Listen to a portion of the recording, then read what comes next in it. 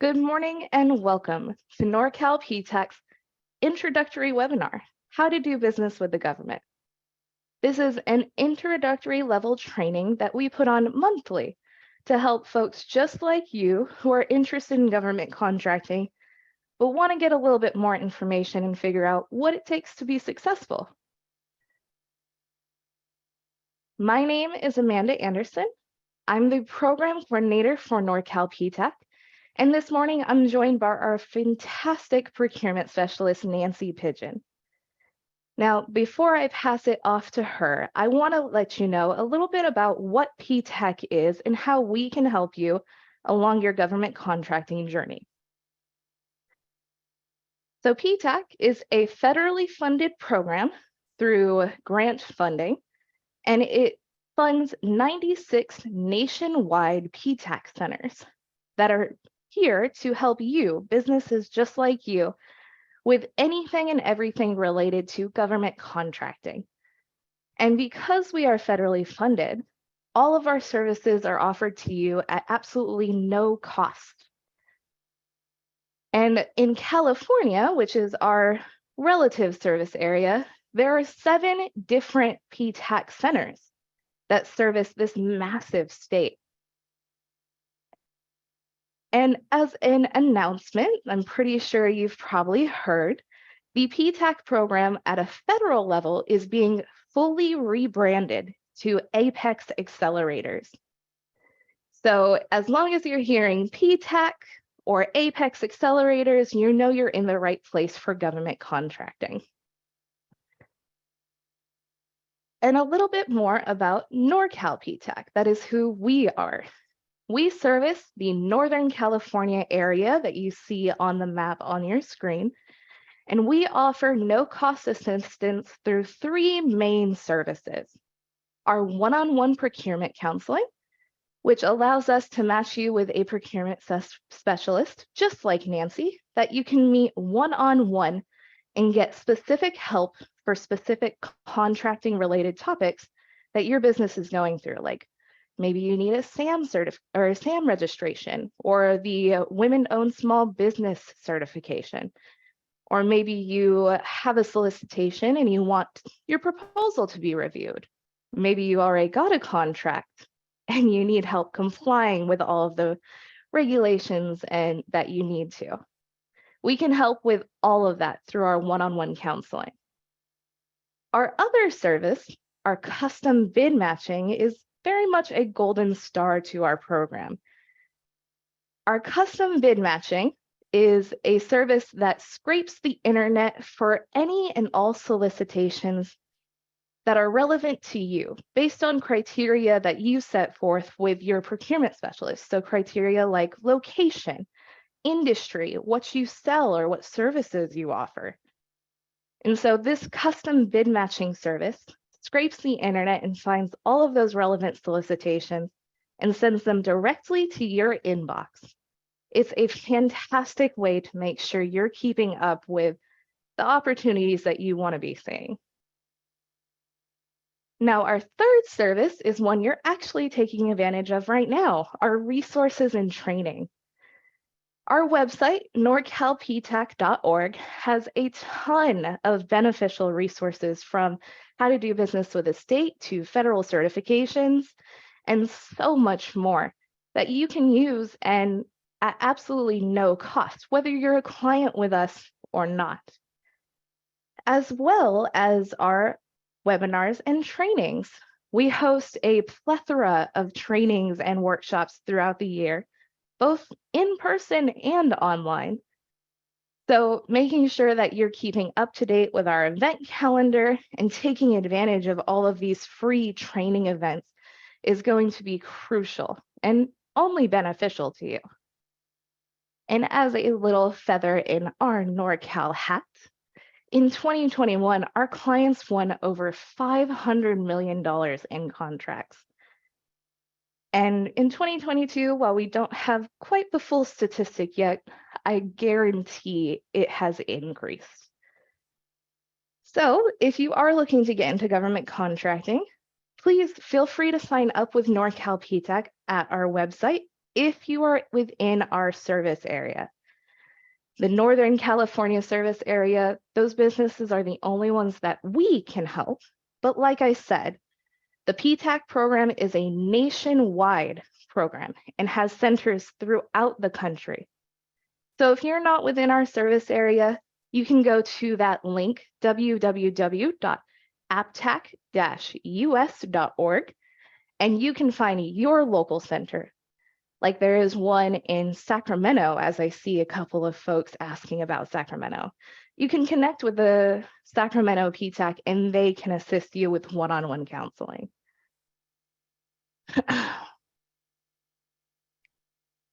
And I do want to emphasize a bit more about the breadth of services and different topics that we can help with, from crafting capability statements, with which every government contractor really should have, to how are you marketing to these government agencies, and is there opportunity for your service and products, to reviewing your proposals and helping you after you win a contract and making sure that you're compliant on all levels, to even local certifications, like the San Francisco has the Local Business Enterprise certification, to SBIR and STTR programs that help developing startups with proprietary services or products. We help with pretty much anything government contracting related. But I do want to note, we cannot help with general business services, such as business advisings. We don't offer funding for businesses. We can't help with setting up HR or payroll systems, though there are free resources out there that can. And as one final little notice, if you are familiar with Norcal PTAC and you visit our website, as you should, to take advantage of all of these free resources, you'll find that it has been redesigned to an extent. I want to make sure, because there are quite a few scams out there, this is what our new webpage looks like. You're looking for that Norcal PTAC logo and that big red Apply Now button. As long as those are there, you should be in the right place for our services. And with that, I will go ahead and pass it off to Nancy.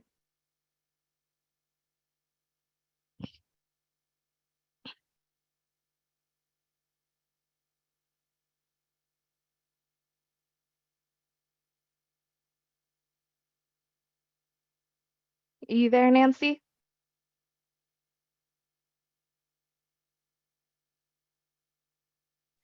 You had to give me the mouse. You were. Oh, apologies. That's okay. Let's see. Can we go back? Let me go ahead. There we go. I got you. Remote control. I got it. Okay. Fantastic. Okay. All right. Well, good morning, everyone. Sorry about our our little struggle over the mouse there. So that's what always happens when you're sharing a screen. I just want to tell you a little bit about myself. I'm a retired U.S. Air Force E9, a Chief Master Sergeant. I did 22 years in the Air Force. My first 10 years were very exciting. I was in ammo, so I built munitions for A-10 aircraft out there in Tucson, Arizona. And then I got wise and cross-trained into contracting. So I did about 12 years in contract. And I really enjoyed it. When I retired from the military, I was an Air Force civilian for 2 years. And then I came back out to California. This Air Force civilian was in Ohio. And then I went to the Veterans Affairs in Sacramento for 4 years as a training officer, and I did some buying there. And then I moved to the Bureau of Reclamation, also in Sacramento. I was a contracting officer, and then I moved into being a small business specialist, and I was there about 4 years. When I decided to retire from the federal service, this opportunity came up for Norcal PTAC, and I jumped on it. I was really excited to started helping small businesses get into government contracting, helping them with all the registrations and certifications and everything that goes along with that. My specialty, of course, is federal because I spent all my years in federal, but over the 4 years that I've been here, I have learned California state contracting as well. I mostly enjoy doing the one-on-one counseling because it's a personal service where we review where you are in your business and how to move forward into government contracting if it's right for you. Maybe we start out local and move up from there. But I do enjoy the one-on-one counseling, getting to know you and helping your business move forward, or giving you the best advice possible of whether you're ready for government contracting. And that's kind of why we're doing this presentation today. Are you really ready for government contracting? So the little disclosure screen here, everything in the slides are current and accurate as of today. If you're, reviewing this training a year or so from now, or even a few months from now, some things may have changed, some links may have changed. So just be aware that everything is current as far as we know today. Here's our agenda for today. And, we had what is the Apex Accelerator, but Amanda did an excellent job of going through all of that for you. So we can skip that one on our agenda and we'll just go right into what is government contracting and then how to determine if selling to the government is right for you. Very important step. Then how to get started, how to market to the government, where to find the bid opportunities, and then some steps for success. So that's our agenda for today. So our first one, of course, is what is government contracting? Well, government contracting, if you know the federal government, the state, the local, they're all entities within themselves. So you should consider them a large business. And of course, if you're in business, you have to buy things for your business. And so that's what government contracting is. They buy a lot of things. So you can see on the screen here, we have, they buy everything from the office supplies, firefighting, janitorial is a really big one. Janitorial and ground maintenance is a very large part of contracting. Even larger is construction. A majority of the contracts are construction, and that's why the dollar amount, the US government, the federal government spends about $600 billion a year in contracting. A lot of that is weapons and construction. So just remember that if you're in the construction industry, we can definitely help you out there. And again, they buy food for the canines. Most of the services have canines, fruits and vegetables for the DFACs, the dining facilities.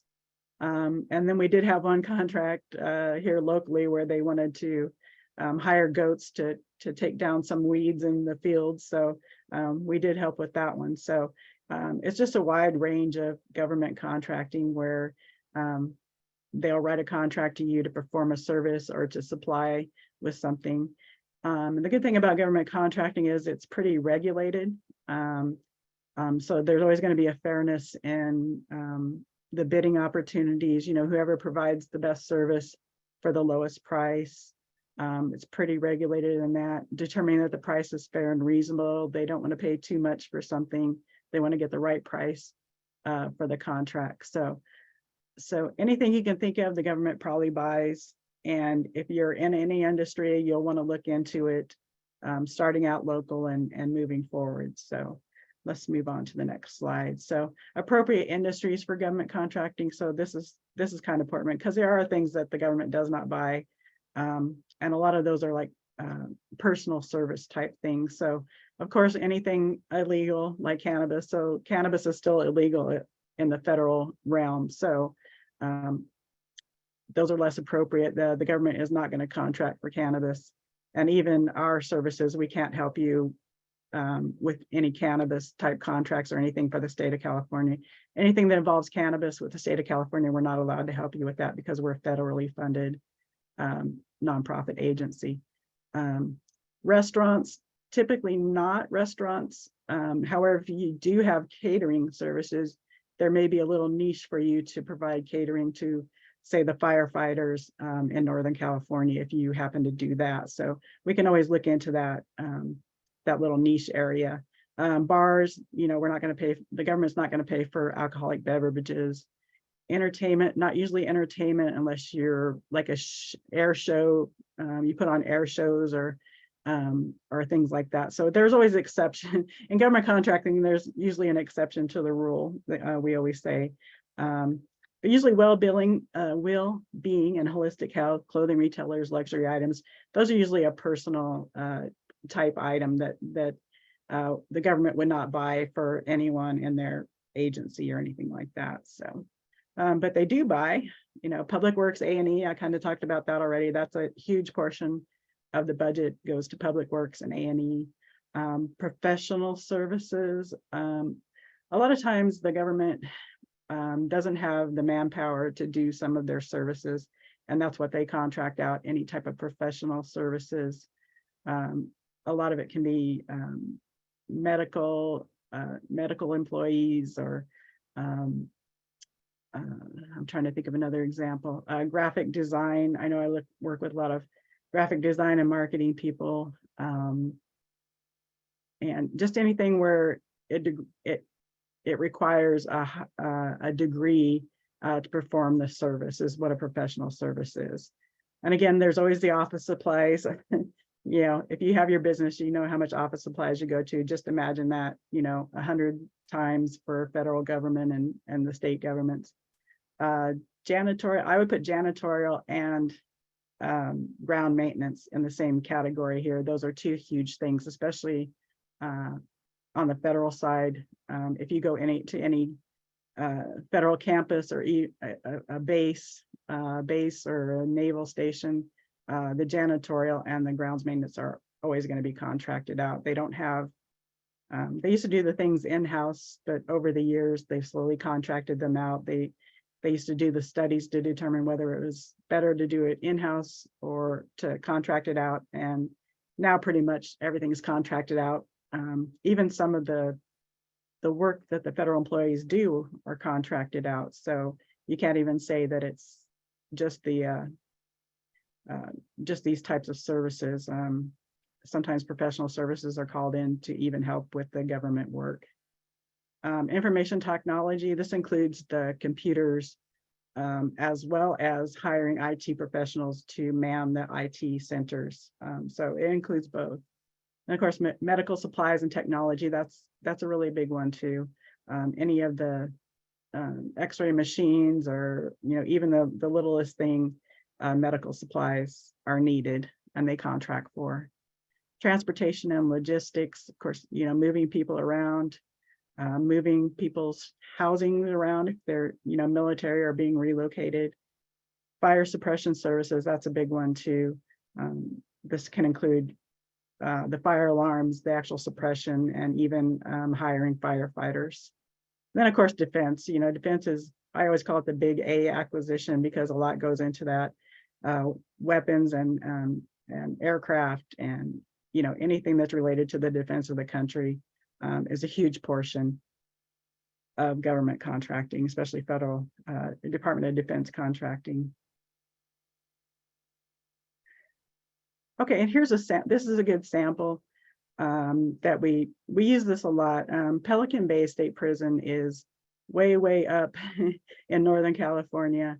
There's not much around it, so they always have problems getting supplies and services. So this is just an example of everything that they're looking for, and it's hard because a lot of contractors don't want to travel that far to provide the services or even to deliver the items. So you can see here's everything that they contract for, wide ranging there, from munitions to construction, copier supplies, personal care, rental services, staff fitness, staff lodging, USDA foods. They do buy a lot of food up there. They have to feed their inmates, vending machines, water testing service. So this is provided to show you a good list of what can be contracted out.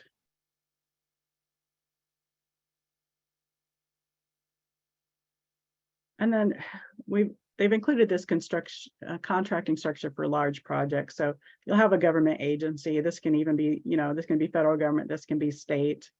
Most of the larger contracts, and we're talking, millions, hundreds of millions of dollars in contracts. We can use construction as an example. Usually there's going to be a prime contractor who is a large business, and this is particularly true in construction.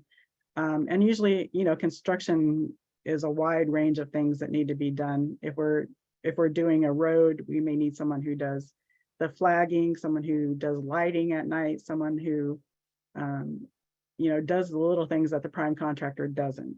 And again, the prime contractor also has the requirement to subcontract to small businesses. So he has a goal that he has to reach. He has to report to the government who he's hiring, what small business he's hiring, what percentage of work that he's giving them. So he's required to do that. So you can see the subcontractors down here. It says typical small business, and that could be you. So this is something we can discuss. If you go on to do the one-on-one counseling, we can start looking at who prime contractors are in your industry, how to get a hold of them, how to market yourself to them. So that's one way of working up. Subs usually become prime contractors after a while once they start building up. So we can help you to learn those prime contractors, how to get in touch with them, how to market to them. Okay, recipe for success. So are you ready for government contracting?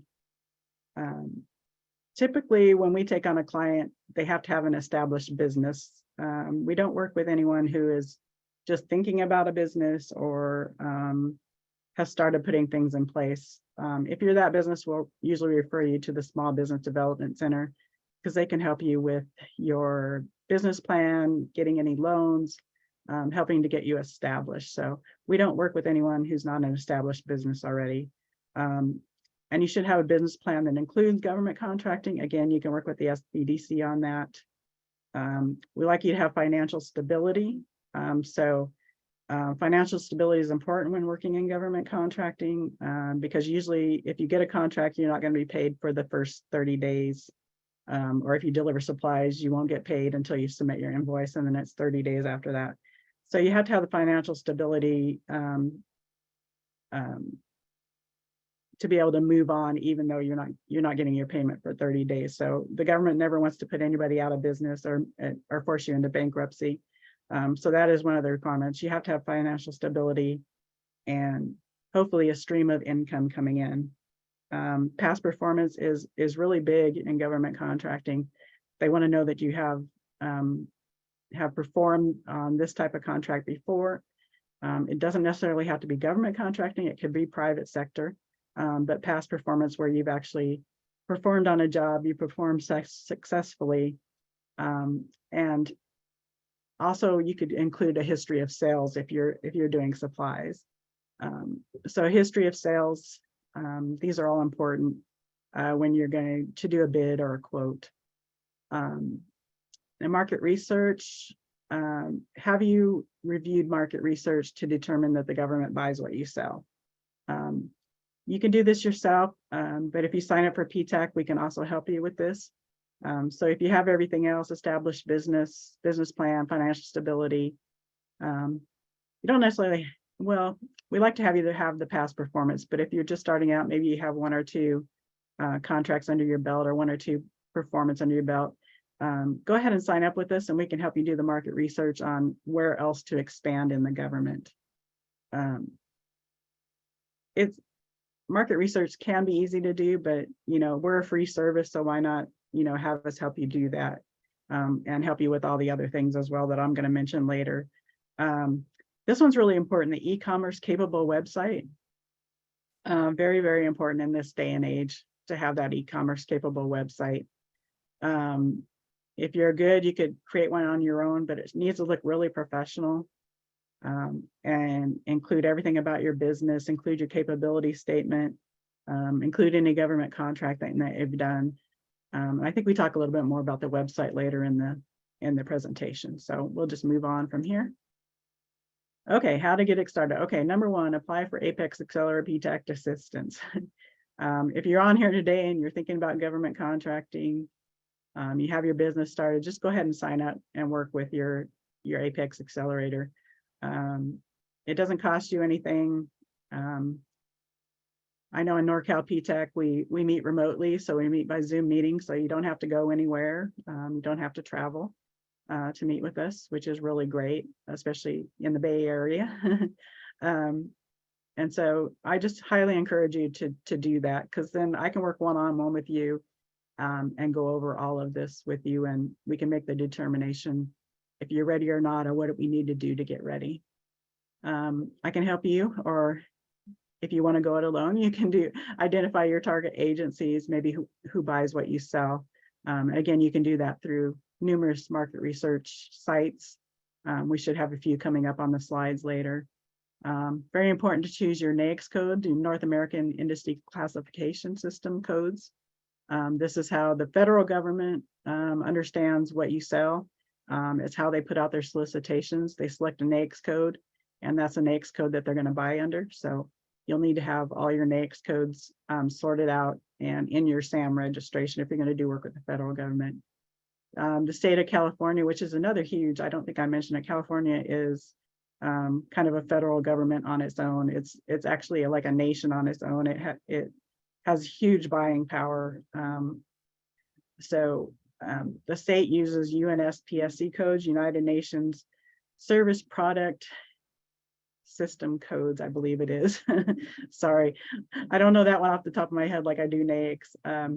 So you would have to convert your NAICS code into the UNSPSC codes when you register in Cali Procure as a vendor and get your certifications. So these are two things that your counselor can definitely help you with. Sometimes it's hard to navigate that because the categories are usually pretty broad. That, if you do, something that's a bit obscure, you may have to find something that's really broad that you can later describe with keywords to get it down to your specification. You want to register in Cali Procure, we can help you do that. You'll register as a vendor, and then you can also get certified as a small business entity. Register on sam.gov, get a UEI and CAGE code. I would even recommend this. I would recommend to do this and get the UEI and CAGE, because a lot of times some of the states will want to know what your CAGE code is or want to know if you're registered. Complete the dynamic small business search, and that includes a capability narrative, keywords, past performance. This is where contracting officers look to see if you're a small business, so it's really important to have the capability narrative, the keywords, and past performance, and we can definitely help you with that. Sometimes it's available in SAM when you register, but other times you have to kind of go through the back door of the SBA to update those. Then, of course, to create the capability statement or the SOQ. And we'll talk about that in another slide. Make sure your website is government friendly, and we have another slide on that as well. So that's kind of how to get started. But I highly recommend working with the Apex Accelerator to get going. Otherwise, it gets really frustrating, and we don't want you to get frustrated to do this. Okay, and then the socioeconomic size and socioeconomic certification. These just set your business apart if you qualify. And this also, prime contractors will be looking for these certifications because, like I said, they have to subcontract to small business entities, small business public work entities, or disabled veterans, especially in the state. There's usually always in the solicitation how much work that the prime contractor are going to give these. So we can register you or get you certified in these in the California website, Cali Procure. United States federal certifications include the SDB, which is a self-certification in SAM. And then certifications that you actually have to fill out an application for are the woman-owned small business or economically disadvantaged woman-owned small business, the veteran-owned small business, the historically underutilized business owned, the 8A business development program, or the disadvantaged business enterprise, which is state funded, or which are federally funded state contracts. So Think of transportation, Caltrans, Rail Authority, and the airports. But we can help you with all these certifications if you qualify. And again, it just helps set your business apart, and it also attracts primes to your business. Local contracting, we usually have you start with local contracting before you jump in the big federal arena. This is where you can get your experience, your past performance. You can look for city, county, school districts, transportation agencies, anything that you can get a contract in and get that past performance. Typically local agencies, this isn't the state use Cali Procure, but local agencies, they each have their own way of publishing their solicitations and how they do their bids, how they do their requirements. So you want to be aware of that. Sometimes they use paid service for solicitation, so you'll just have to be aware with that. We have local business preferences like the LBE, and Alameda has the SLEB. So you'll just look in your local county to see what certifications you can get from the county. And then we do have a link of the local agency procurement sites that we put out for you. You can also Google like San Francisco Procurement Division, and it should come up and tell you where to find their bids or how to do business with them. Okay, capability statement. So a capability statement is really a resume for your business. It's usually one page front and back. Sometimes they'll tell you to just do one page, but I think if you're going to go and hand them out, you may as well do the 2 pages. It's kind of weird to leave a blank back page, I think. There are coming up more face-to-face type of meetings. They kind of went away during COVID and everything was virtual, but they should be starting up again. These are things where you can interact with the agencies, or the agencies can interact with you. So it's the capability statement is the standard for governments on how to introduce your company, and in a really brief way. You can create multiple versions to target different agencies, depending on what they're looking for. You can target it that way. We do have a great webinar on how to write capability statement that you can view. We have a link right here. And here's what to include: brief intro paragraph, your core competencies. This one's really important because you need to put it up there straight up front, what you can do for that agency. That's what they're looking for. What can you do for them?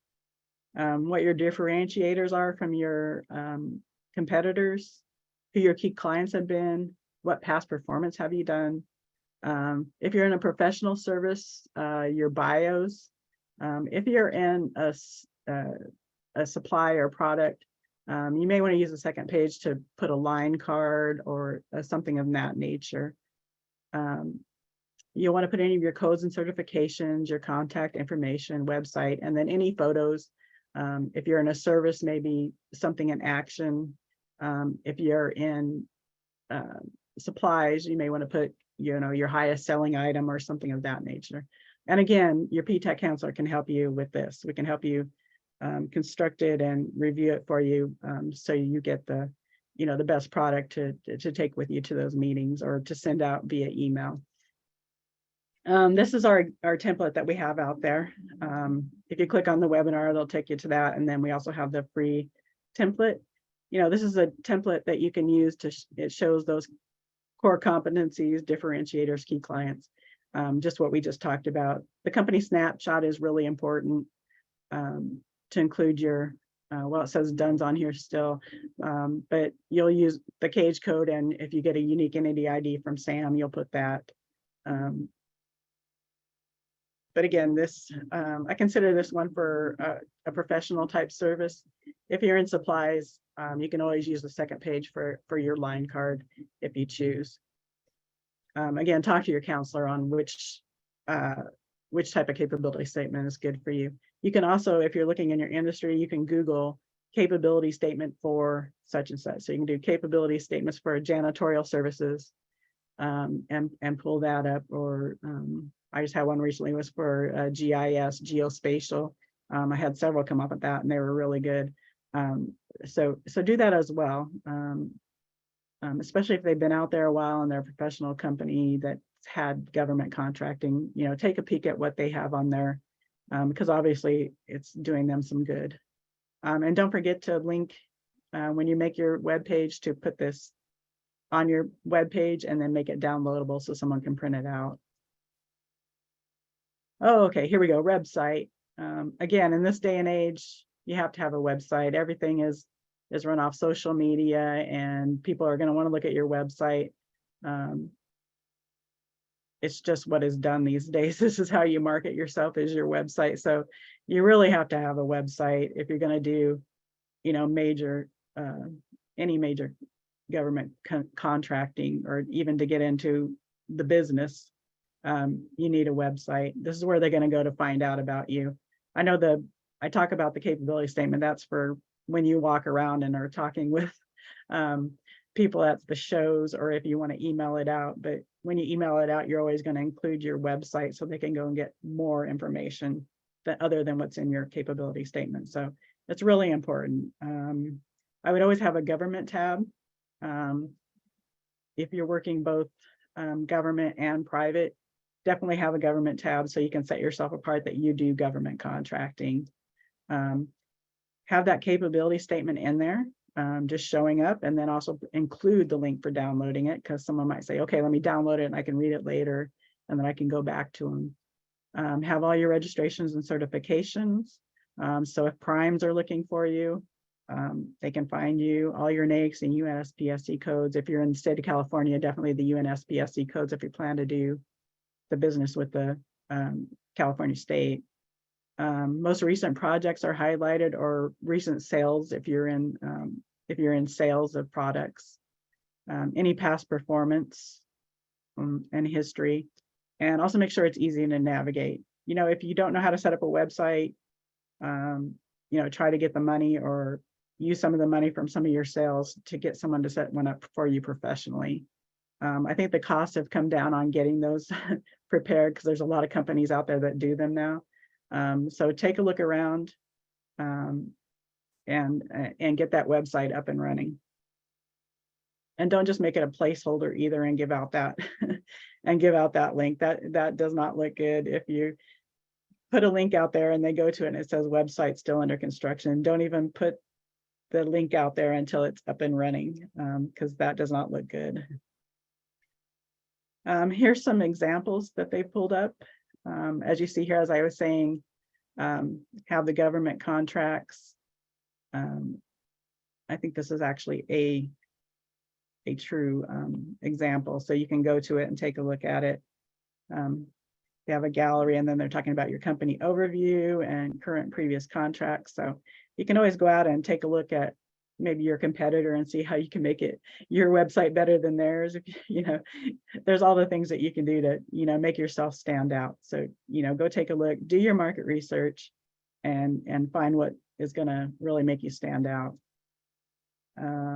Okay, so they're saying here down below they have a link that says read our capability statement. So here they can go and download it, and keep it and read it and maybe pass it around. I know as a small business specialist, I used to get the capability statements all the time, and I would take it to the buyers and go, look, I just got this in, if you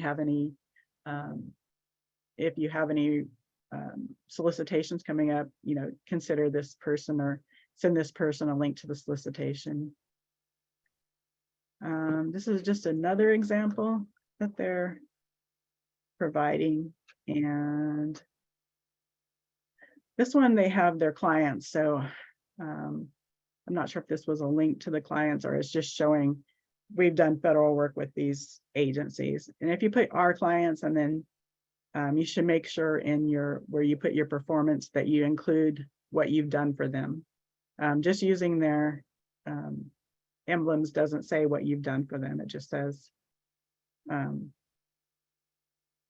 says you may have worked for them, or it doesn't really say anything. So if you're going to use these emblems, make sure you state what you've done for these.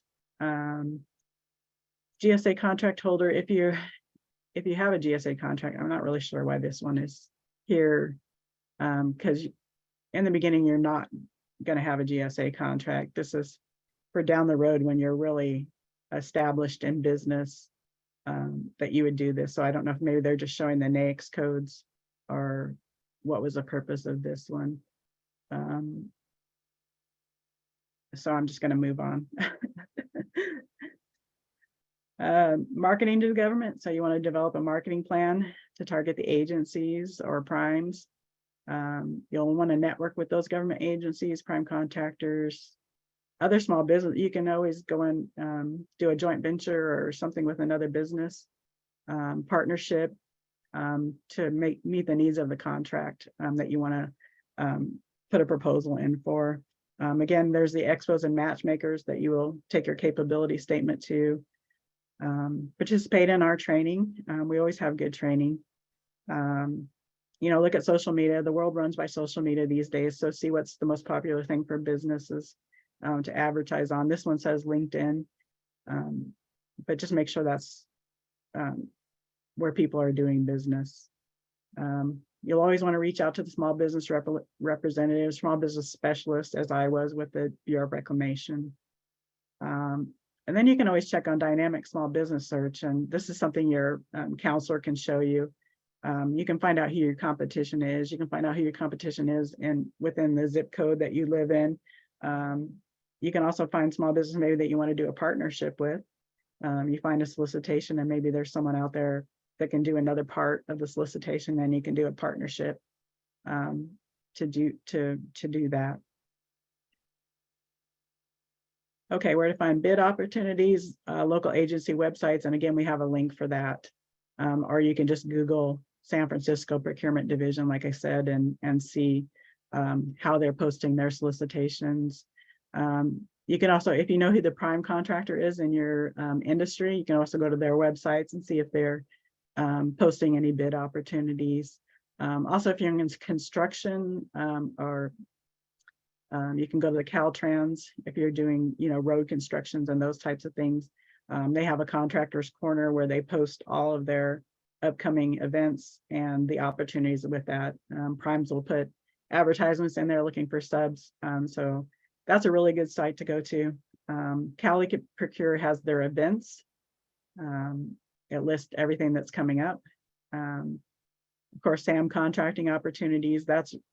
SAM can be really hard to navigate. So I recommend getting bid match, set up a bid match, signing up for our services and get bid match, because it just combines everything state, local, and federal, and sends you an email when solicitations come out.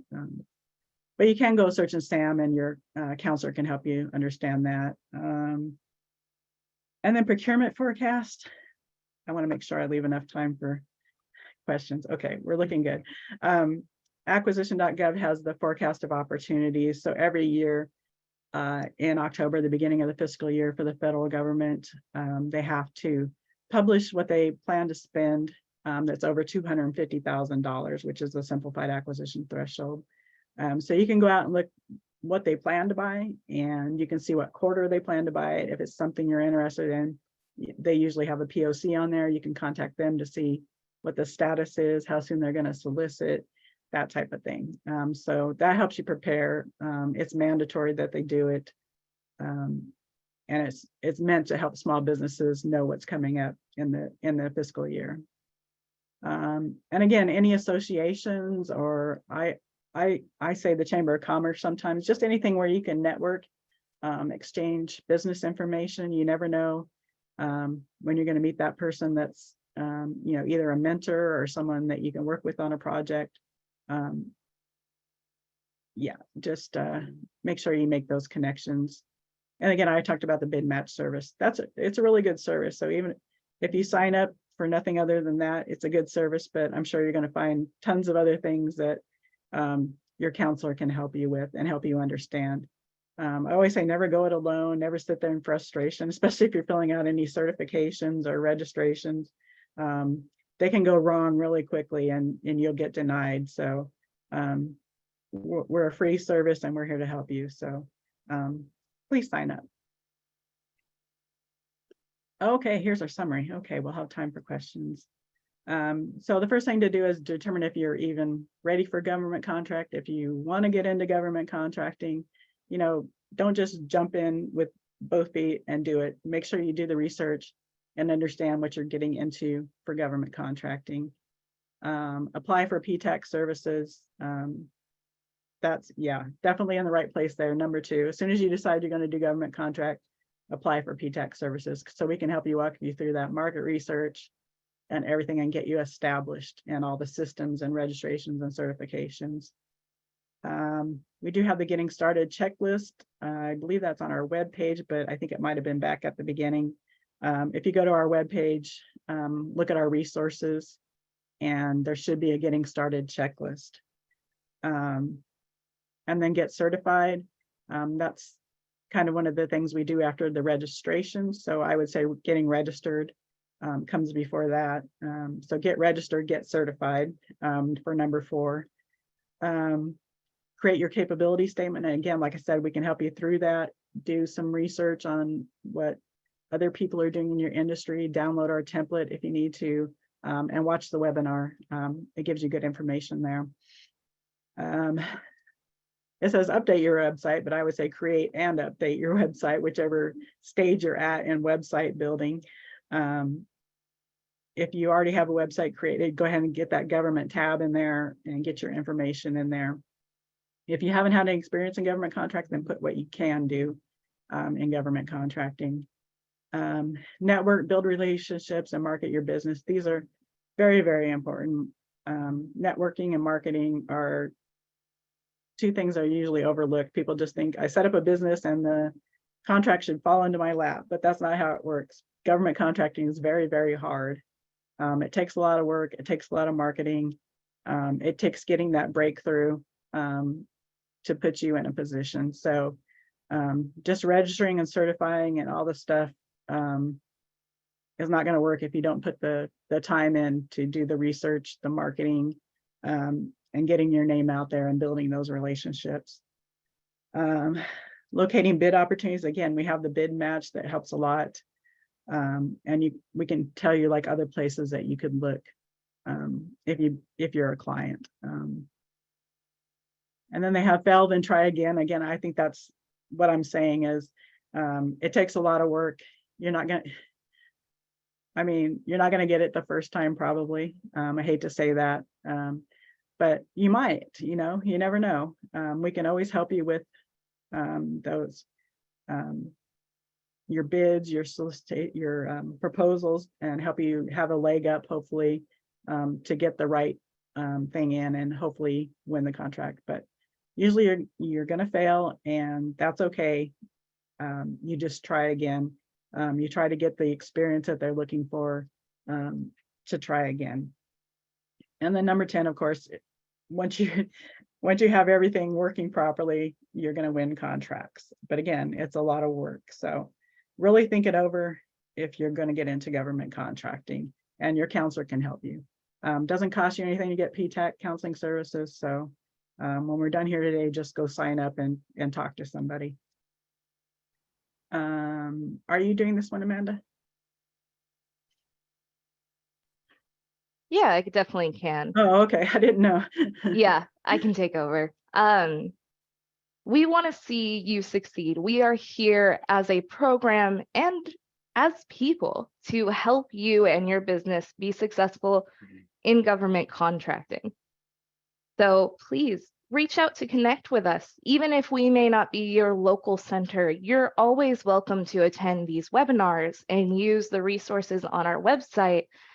So just make sure you're reaching out to connect. I feel like, and Nancy can back me up on this, networking is a huge part of government contracting.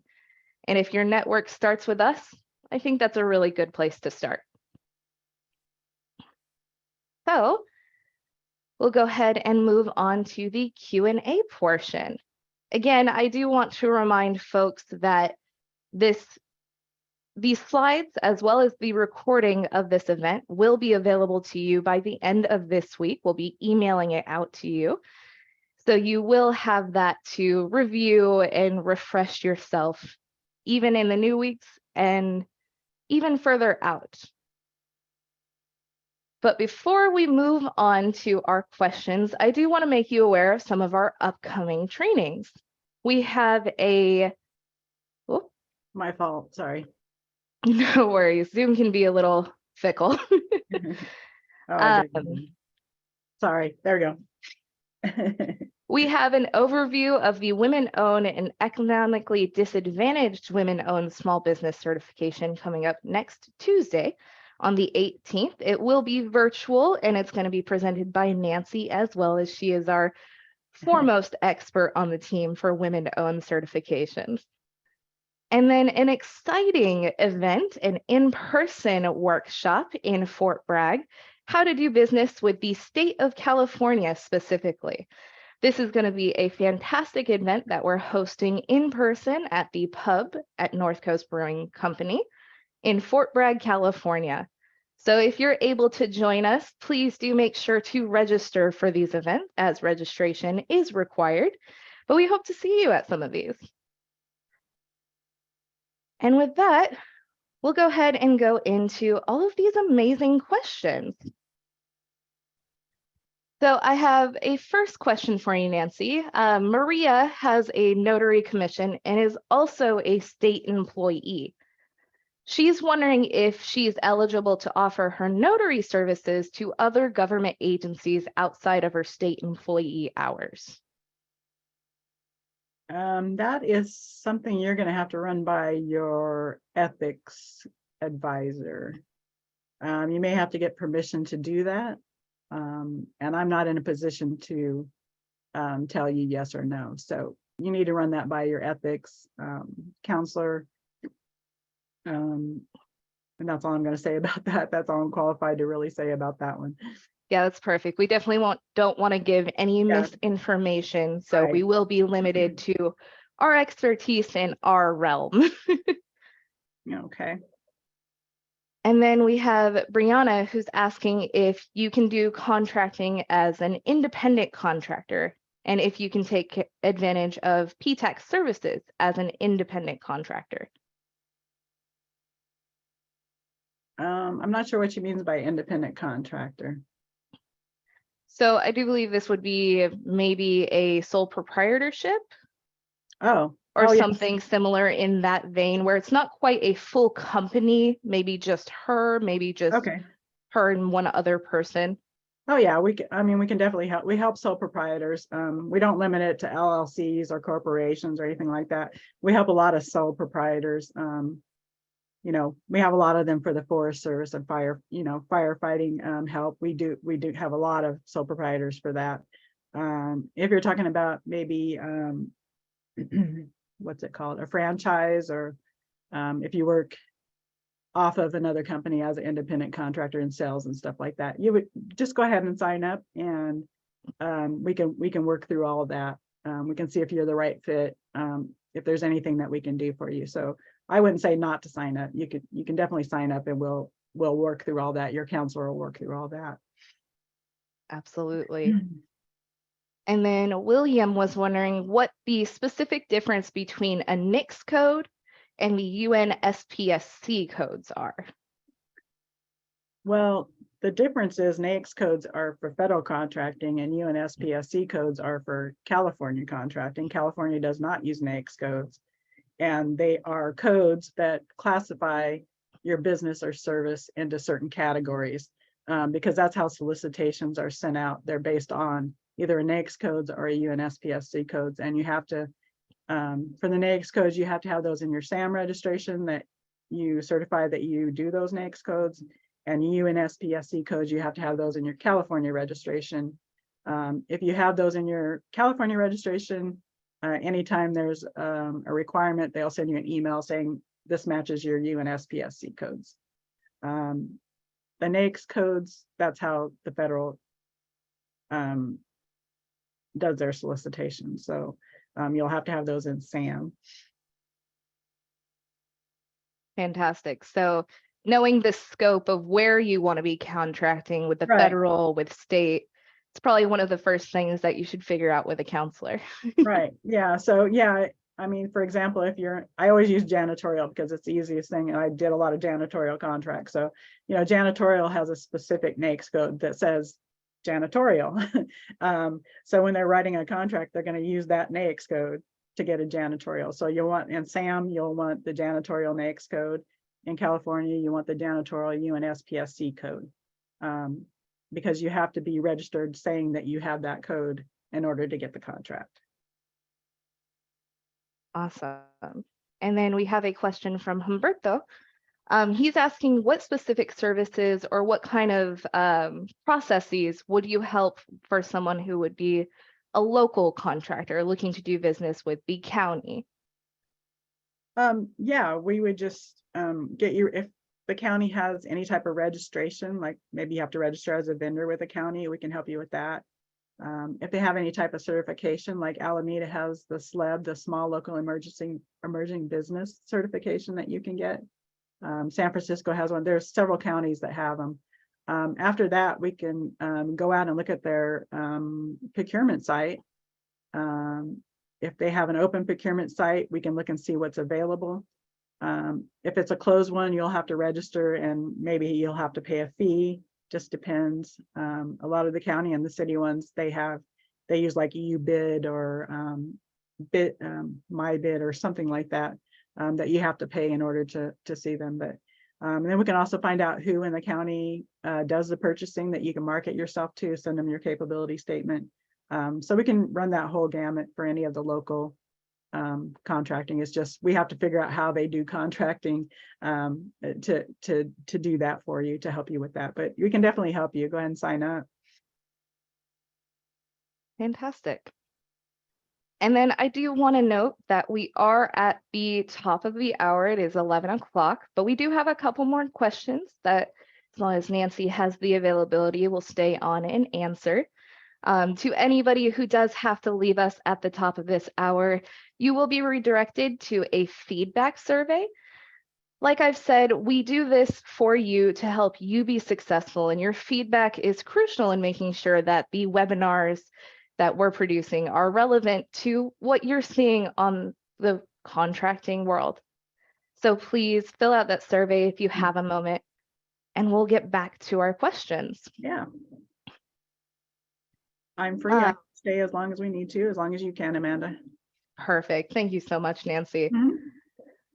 And we have Christopher, who advertises that he's CASBE certified on like his email letterheads and his correspondence. Would you recommend putting federal certifications or even like the SAM UEI up there as well? Yeah, I would include the SAM UEI, your cage code as well, because that shows that you've gone through the cage validation for your physical address. I would put anything on there that you have, and you can go look at our example of our capability statement and look in the client snapshot, and like the first few things is what you should have on. If you're just going to use your letterhead, then those things that you should have on there. I would include any federal certifications too, if you have them.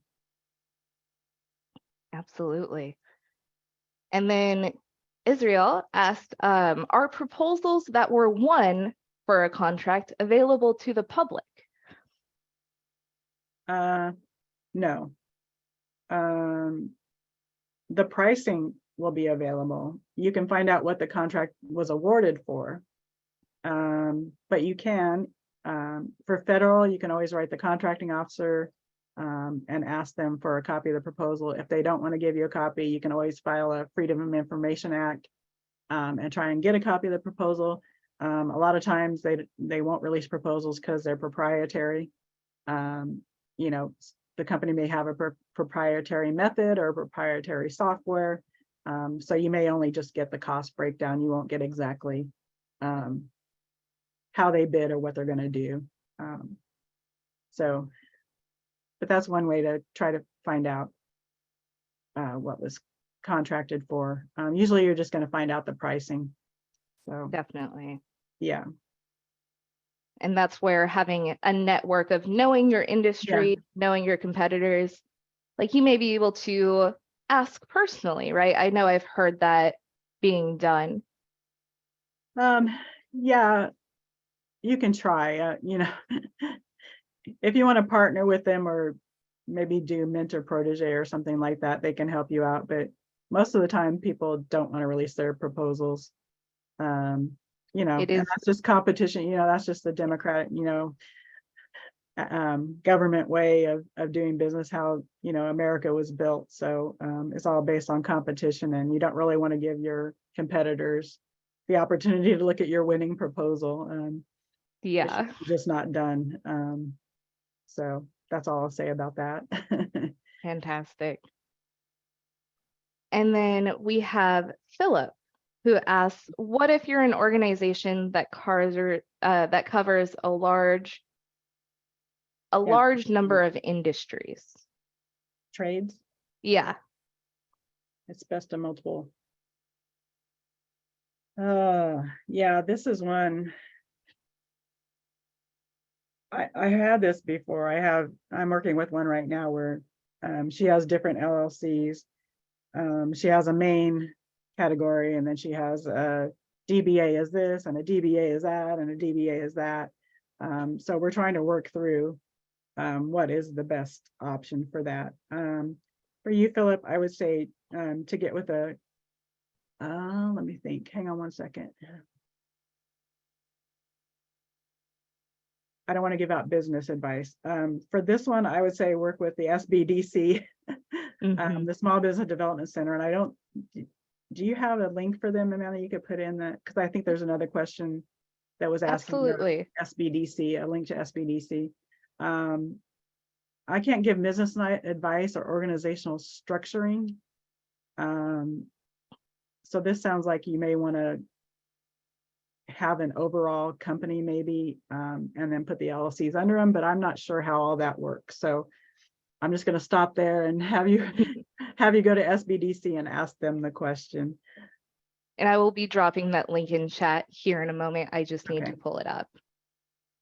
Fantastic. So we do have a question from Michael, and it sounds like he should also be touching base with SBDC. He's been in the consultancy IT agencies for a while, but he's just starting his new business. So what kind of advice would you give to someone who knows they want to do government contracting, but are in the beginning stages of setting up their business? Right. Yeah. Again, as Amanda said, get in touch with the SBDC because they can help you, one, with that business plan of how to structure your business. A lot of people kind of blow off the business plan, but it is really important. So get with them and talk to them about a business plan. Once you've got that covered and stood up as a business, and maybe you're venturing into some contracts or working with some privately owned businesses, then go ahead and contact us, and we can get you set up to work locally with those counties, cities, the state, and then move you towards federal if you happen to want to go into federal. But it's a kind of a slow climb to bring everything to development and get going in the business. Fantastic. And then the last question is from Ron, and he's asking if there are any specific websites that they can find the information of what government agencies purchase. So where can they go to do their own market research? Yeah, I have a list on my own. I'm just thinking, if you want to become a client, you could we could definitely give you that list and even help you do the market research. But some of the free ones are fsd.gov.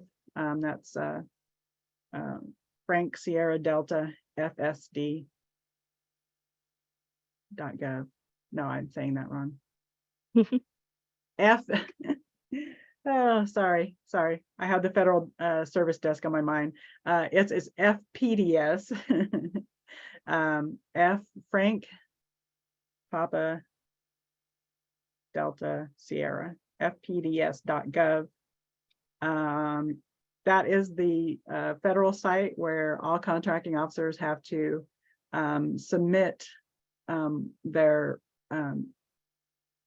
awards. It's for the Congress, actually. fpds.gov is where Congress goes and gets reports on how the money is being spent, where it's being spent, what, and and also helps them to understand if they're using the money properly and if they're within their budget. So, but you can find contracts that were awarded out there. It is a bit hard to navigate, so I recommend, if you need help with that, to talk to your counselor. The other one is it USA Spend, Amanda? I believe so. I'm drawing a blank right now. There's usaspend.gov. It's another free site. Within USA Spending. usaspending.gov. Sorry, I'm just having a blank. I believe we have these on the website or as resources, don't we, Amanda? Yes. So And go take a look at our website. We have tons of resources out there, please. Even if you don't sign up for counseling, there's tons of resources, tons of our past webinars to watch. It's all free to you.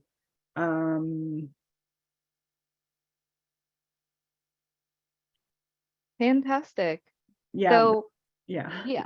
plenty of resources, and you'll find even more sites than Nancy can list off the top of her head. Yeah, there's just so many. So just become a client and we can help you with that market research. It's, it's what we do. We know how to do it. So save you a lot of struggling and trying to figure out how the government does things, because that's not easy to understand. So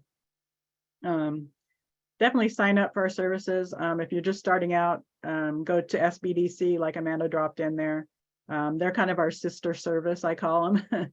So they do the business side and we do the contracting side. So if you need startup money, financing, anything to do with payroll, like Amanda was saying, they're your go-to business people. And get that business plan. That's really important. Yep. And both our services and SBDCs are at absolutely no cost to you. So why not take advantage of them? It's your taxpayer money at use. So, get the most out of it. And we always need small businesses to keep that infrastructure, our small business infrastructure moving. That's the majority of contracts are with small business within the government. So we definitely need you. So, we're here to help you get into that arena if you really want to. Absolutely.